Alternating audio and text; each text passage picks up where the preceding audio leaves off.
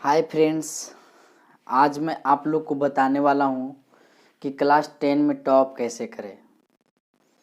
Class 10th में अच्छे mark कैसे लाएं, तो आज इस बात को लेकर के मैं आपके बीच में टोटल सिलेबस को सामने रखा हूँ। आप देख सकते हैं कि कितने सिलेबस होते हैं, कितने सिलेबस की एग्ज़ाम होती है और कितने मार्क्स की होती है, हमें उसमें कितना लाना होता है। तो समझते हैं, आइए बोर्ड पर। जी हाँ दोस्तों, गणित जो होती है टोटल 100 मार्क्स के होते हैं, टोटल 100 नंबर की होती है गणित। तो गणित में 100 नंबर की होती है, तो आखिर हम गणित को कैसे पढ़ें। जितना आप पढ़ चुके हैं तो आप उसको प्रैक्टिस ज़रूर कीजिए। जो भी सर पढ़ा दिए हैं तो पढ़ा दिए हैं, तो जो सफ करवाए होंगे सर, तो उस सफ कॉपी को घर में ताह करके मोड़ के आप पेटी में मत डालिएगा। बात कड़वा है लेकिन सच है। उसको क्या कीजिए, बार बार खुद से रिपीट कीजिए कि क्या बताए थे पहले, क्या पढ़ाए थे, और उसी को रिपीट करते रहिएगा तो आपका एग्ज़ाम अच्छे से क्वालिफाई होगी। नहीं तो आप जो सपना में सोच रखे हैं कि अच्छा नंबर आएगा बिना प्रैक्टिस किए हुए, बिना अभ्यास किए हुए, तो आप ये सपना में मत जिए। सपना में जीने से अच्छा है कि आप अभ्यास कर लीजिए, आपका मार्क्स बढ़ जाएगी और आप कुछ बेहतर कर पाएंगे। तो अभी एक दिन से कुछ नहीं होता, अभ्यास बहुत दिनों के बाद, बहुत दिनों तक करना होता है। और जब एक दिन आप अभ्यास कर लीजिएगा ना, तो आपका जीवन बदल जाएगी। तो गणित 100 नंबर की होती है, तो गणित 100 नंबर की होती है, तो उसमें हमें फर्स्ट डिवीज़न लाने के लिए कम से कम 60 लाना होता है, सेकेंड डिवीज़न के लिए 45 और थर्ड डिवीज़न के लिए 30 लाना होता है। तो आपको चुनना है कि आप कौन सा डिवीज़न से पास होना चाहते हैं। आप अच्छा करना चाहते हैं तो अभ्यास कीजिए और 60 प्लस कीजिए। वो कैसे, प्रीवियस ईयर का जो सेट प्रैक्टिस दिया हुआ है, आप उसको जितना हो सके, ये अभी से जो 2 महीना एग्ज़ाम बचा हुआ है उसको भरपूर से भरपूर बनाइए। यदि सर आपको कोई भी टीचर से आप पढ़ रहे हैं और वो टीचर आपको गाइड नहीं कर रहे हैं, तो आप ये सपना में मत जीना शुरू कर दीजिए कि मैं तो इतना पढ़ कर के पास हो जाऊंगा। साइंस और आर्ट्स दोनों पढ़ना बिल्कुल ज़रूरी होता है। आप सिर्फ साइंस पढ़ करके ही अच्छा नहीं कर सकते हैं, आप सिर्फ आर्ट्स पढ़ करके ही अच्छा नहीं कर पढ़ सकते हैं, क्योंकि परीक्षा में अच्छे मार्क्स लाने के लिए सभी विषयों को पढ़ना बहुत ज़रूरी हो जाती है। तो सभी विषयों को पढ़ना बहुत ज़रूरी हो जाती है। जितना नंबर, 100 नंबर गणित का, तो 100 नंबर हिंदी का, 100 नंबर संस्कृत का, अंग्रेजी का नंबर नहीं जुड़ता है बिहार बोर्ड में, पर पढ़ना ज़रूर है। ये नहीं जुड़ता है तो उसको छोड़ देना है, पढ़ना है, क्योंकि आपका आने वाला एग्ज़ाम में आप एसएससी दीजिए, बीपीएससी दीजिए, यूपीएससी दीजिए, आपका इंग्लिश रहेगा। आप इंटर भी दीजिए तो आपका इंग्लिश रहेगा। तो ये नहीं सोचे कि इंटर एग्ज़ाम में नहीं आता है तो नहीं पढ़ना है, पढ़ना है उसको भी। या फिर विज्ञान हो, विज्ञान में 3 किताब आती है, बायोलॉजी, भौतिकी और रसायन विज्ञान। सामाजिक विज्ञान में 3-4 किताबें होती है, भूगोल, इतिहास, अर्थशास्त्र और नागरिक शास्त्र। ये सभी मिला करके 80 नंबर का होता है। 80 नंबर का होता है। आप लोग सोचते होंगे सर आप अभी तो बोलें कि 100 नंबर का होता है, फिर 80 नंबर कहाँ का आ गया। जी, 100 नंबर 100 मार्क्स का होता है, पर 20 नंबर जो है स्कूल प्रैक्टिकल के लिए देती है, 20 नंबर स्कूल देती है प्रैक्टिकल के लिए। तो आपका 20 नंबर तो इधर प्रैक्टिकल से हो गया, 20 नंबर इधर से हो गया, तो 20 में नहीं भी कुछ तो आपको 16-18 मिल ही जाता है। तो 20 समझिए, तो 16 दूनी 32, 18 दूनी 36, 35 नंबर इधर से मिल गया। तो आपको लाना कितना है इसमें, 20 नंबर 18 नंबर तो इधर ही मिल गया। अब घटा दीजिए उसमें, 80 में कम से कम 40 भी लाइएगा, 45 भी लाइएगा, तो आपका फर्स्ट डिवीज़न रखा हुआ है। तो आप मेहनत कीजिए, ये सब कोई बहुत बड़ी चीज़ नहीं है, डाटा है। आपका फर्स्ट लाने के लिए, गणित में फर्स्ट लाने के लिए 60 लाना पड़ेगा, 60 सभी विषय में फर्स्ट लाने के लिए 60 लाना पड़ेगा, कम से कम 60 लाना पड़ेगा। अधिक कम से कम गणित में 100 में 60 लाएँ, आपका हिंदी में 100 में 60 लाएं, संस्कृत में 100 में 60 लाएं। आप अंग्रेजी का तो नंबर जुड़ता नहीं, नंबर लिखाता है पर जुड़ता नहीं है।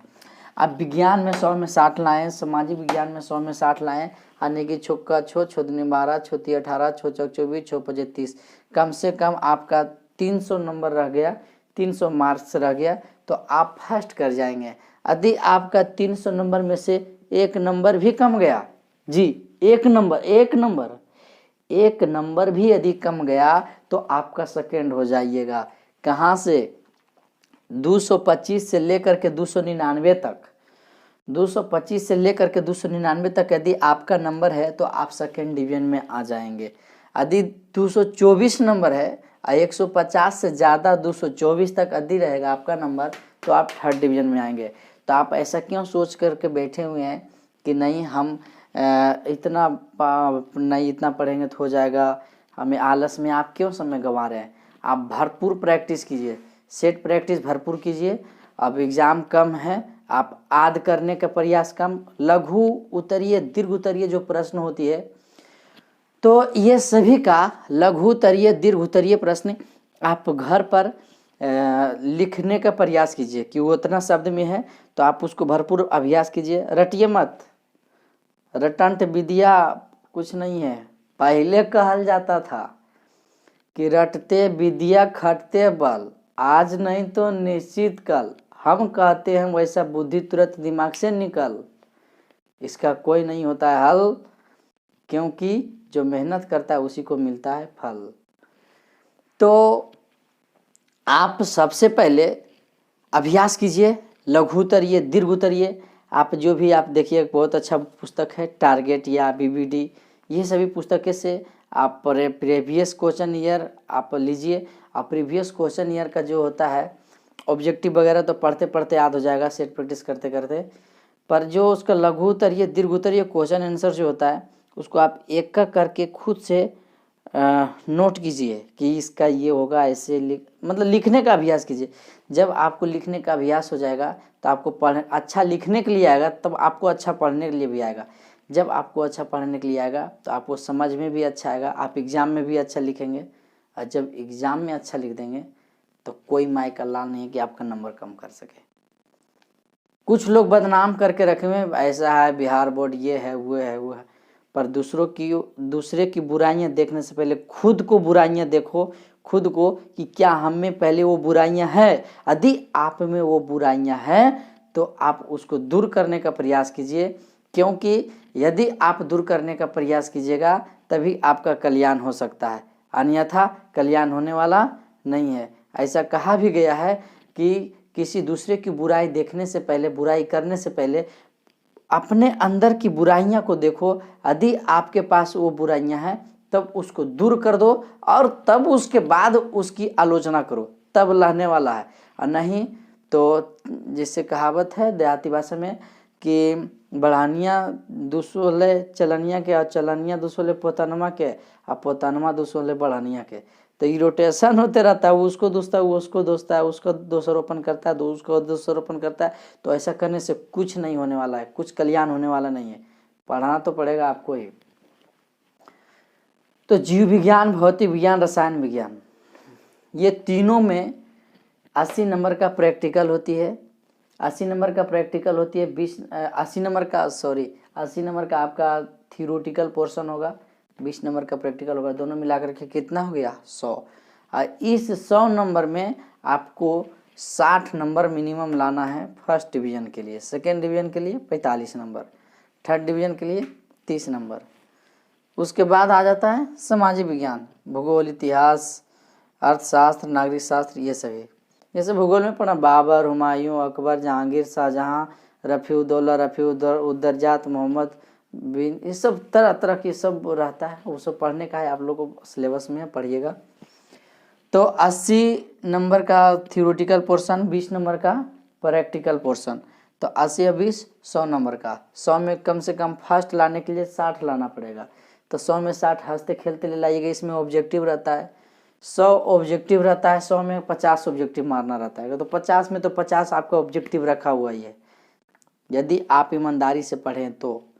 आप ईमानदारी से नहीं पढ़े हैं तो अभी भी आप घर पर अभ्यास कीजिए ईमानदारी से नोट डाउन करने का कि भूगोल का, इतिहास का, विज्ञान का ऑब्जेक्टिव क्वेश्चन टिक कीजिए, ऑब्जेक्टिव क्वेश्चन पढ़िए, याद कीजिए, और सब्जेक्टिव वाला पोर्शन आप एक रफ कॉपी बनाइए, उस कॉपी में उसका आंसर लिखिए।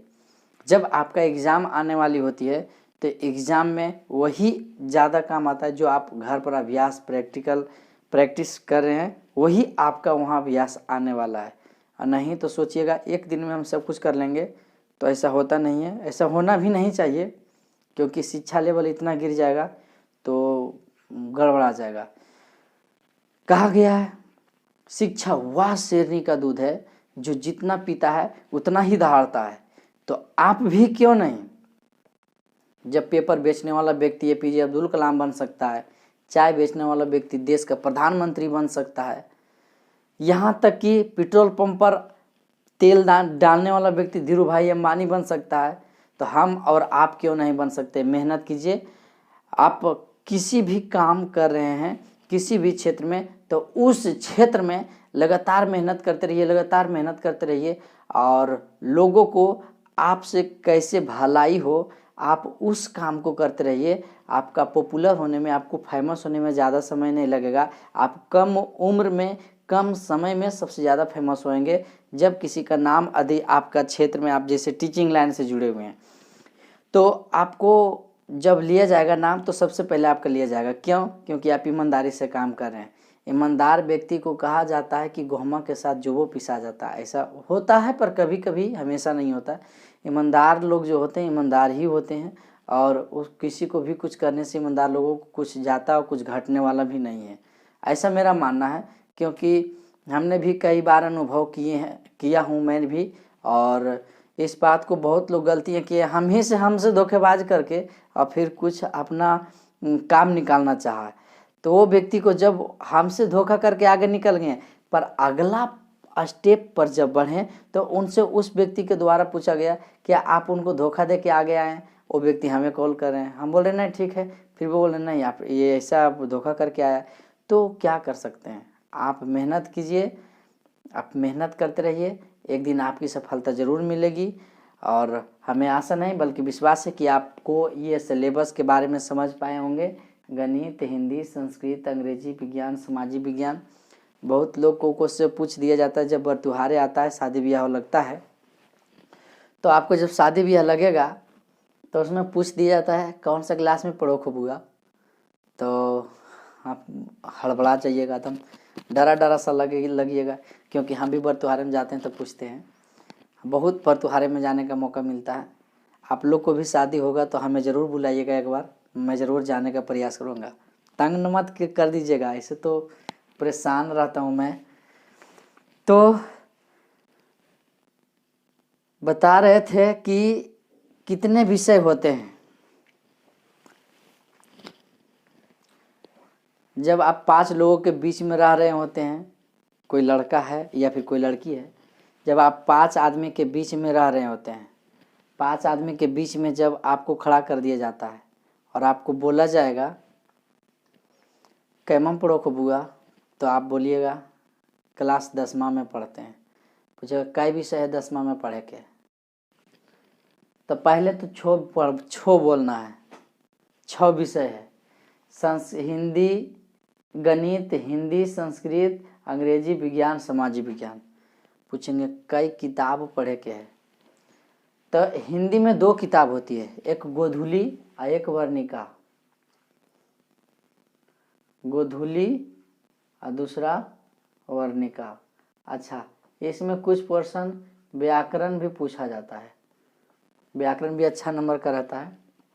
और आपका उसी प्रकार आपका गोधूली, वर्णिका और ये हो गया व्याकरण। तो यहाँ देख सकते हैं कि इतना पूछा जाता है, तो अधिक से अधिक कैसे नंबर ला सके इसके बारे में प्रयास करना है। प्रयास करते रहिए, हमारी शुभकामनाएं हैं आपके साथ। आप मेहनत कीजिए, अच्छे नंबर से पास होइए, और आप लगातार जिस प्रकार से मेहनत कर रहे हैं मेहनत करते रहिए, आपको उससे सफलता ज़रूर मिलेगी।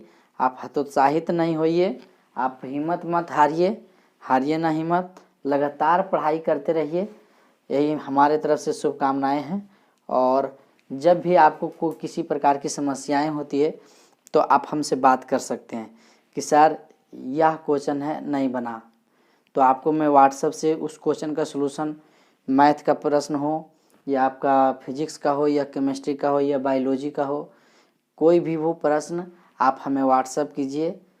हालांकि हम भी बहुत तंग रहते हैं, मेरा भी कुछ क्लास रहता है, क्लास को पढ़ाना भी होता है, पढ़ना भी होता है, ऑनलाइन भी क्लास कुछ लेना पड़ता है। मैं तंग रहता हूँ, पर फिर भी प्रयास करूँगा कि आपको अधिक से अधिक क्वालिटी हम आपको दे सकें। तो ज़रूर लास्ट में हम ये कहना चाहूँगा कि ये जो पीछे मेरा नंबर देख रहे होंगे आप, यहाँ ये जो नंबर दिया हुआ है, इस नंबर पर कोई भी समस्या हो तो आप कॉल करके पूछ सकते हैं।